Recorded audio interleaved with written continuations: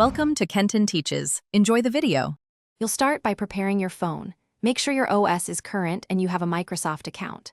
Once done, open the App Store, download Microsoft Defender for Individuals, and install it. You'll be prompted to sign in, use the account tied to your subscription, or create one.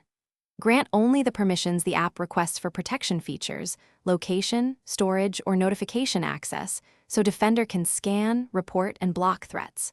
Don't skip permissions. They enable core features. Now you configure protection settings to fit your daily use.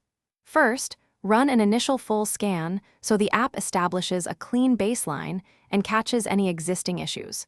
Next, enable real-time protection and safe browsing to block malicious links and apps as you use the device. Adjust app protection sensitivity and exclusion lists if you need certain apps exempted. Finally, make sure automatic updates and notifications are enabled so definitions and finish by reviewing the Security Center dashboard and acting on any prioritized recommendations it shows. Address high-risk items first and confirm fixes. Schedule regular scans and enable backups for sensitive files to reduce risk from unexpected issues. If something goes wrong, like scans failing or notifications missing, restart your device, confirm Defender's permissions, then reinstall the app if needed. If reinstalling doesn't help, sign out and back into your Microsoft account. This often resolves sync or licensing hiccups, so protection resumes normally.